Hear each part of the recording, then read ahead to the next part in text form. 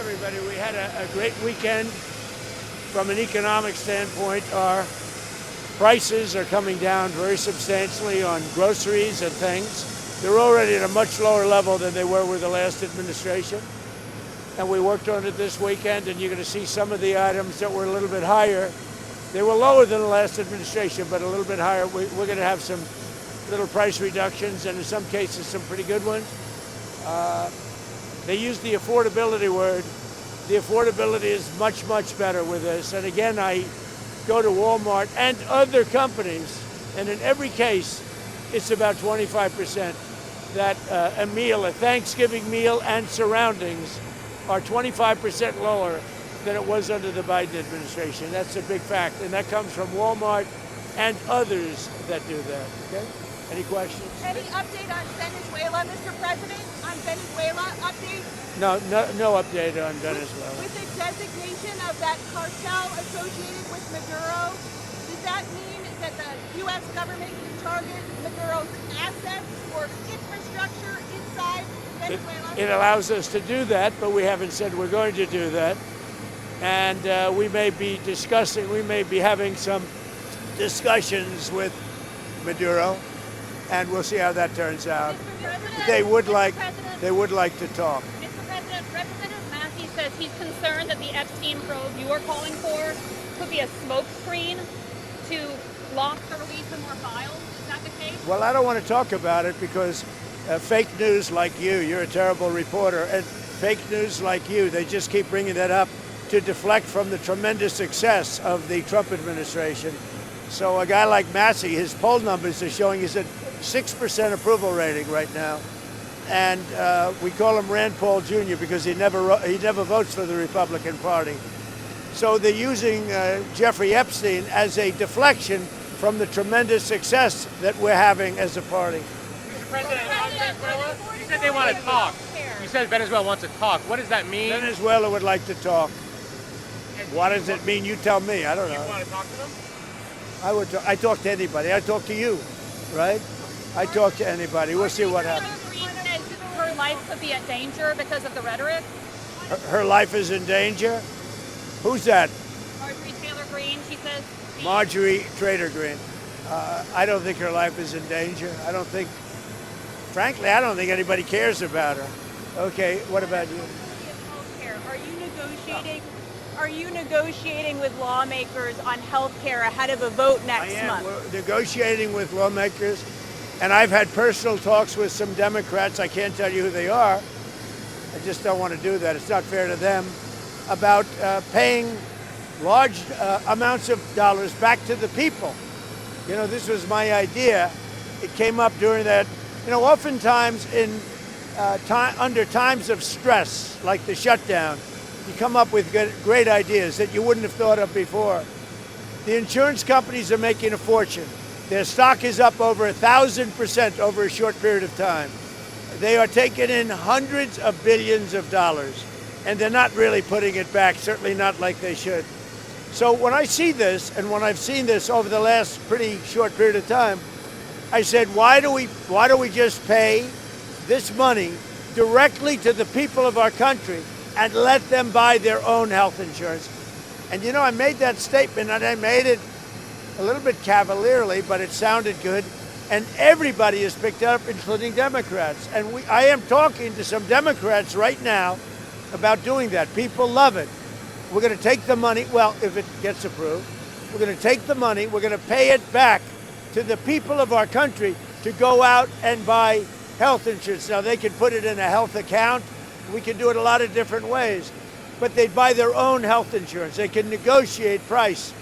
And it's going to be locked, so they can't go out and buy a Cadillac. They can go out and buy health insurance. Is it time for Congress to move legislation that puts pressure on Russia and puts pressure on Putin? Well, I hear they're doing that, and that's okay with me. They're passing legislation, or the Republicans are putting in legislation that very tough. It's sanctioning, et cetera, on any country doing business with Russia. They may add Iran to that, as you know. I suggested it. So any country that does business with Russia will be very severely sanctioned. We may add Iran to the formula, yeah. Mr. President, Tucker Carlson recently had a friendly interview with anti-Semite Nick Fuentes. Tucker Carlson. What role do you think Tucker Carlson should play in the Republican Party and the conservative movement going forward? Well, I found him to be good. I mean, he said good things about me over the years. I think he's good. We've had some good interviews. I did an interview with him. We had 300 million hits. You know that. Look, I can't tell him. Will you let me finish my statement? You are the worst. You're with Bloomberg, right?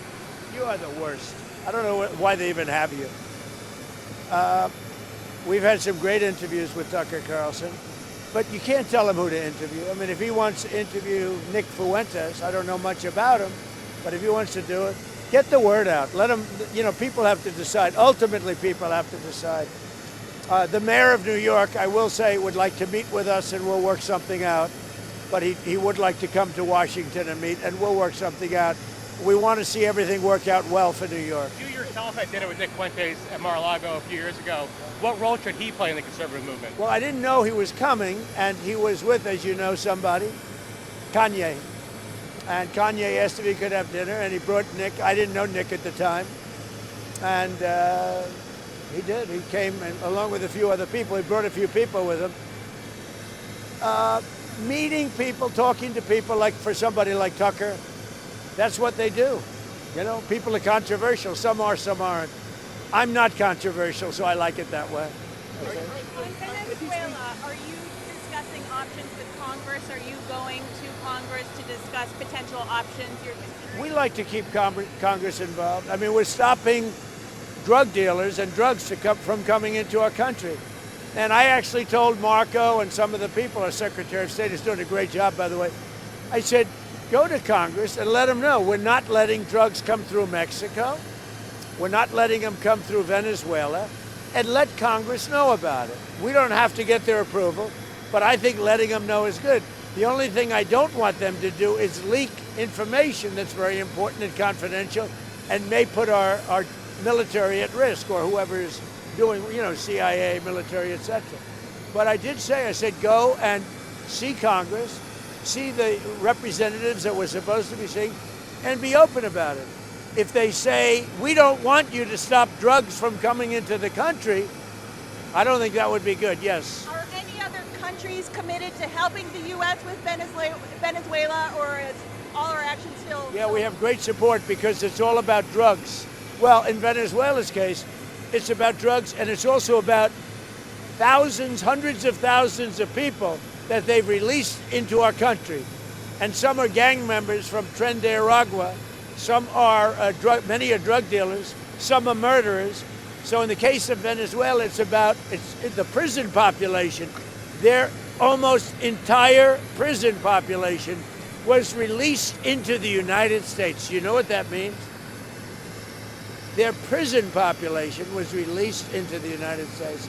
And we're getting it out. We're doing an amazing job. We have a strong border now. We have everything. Our country's doing so well. But what the Biden administration did to our country should never be forgotten. And the single worst thing they did is allow 20 or 25 million people to pour into our country. People from prisons, drug dealers, mental institutions, bad people, gang members, to allow that to happen to the United States, totally unchecked and unvetted, should never be forgotten. What they've done to our country is a very big thing. But we are correcting it. We have strong borders now. We have a great economy. The prices are coming down. The Democrats like to use the word affordability, but their affordability was terrible. The problem with the Democrats, they lie. They do it so well. They talk about affordability. But I'm the one that's getting the prices down. As an example, they had the highest inflation in the history of our country. I have it down now to a normal level, and it's going down further. Thank you very much, everybody.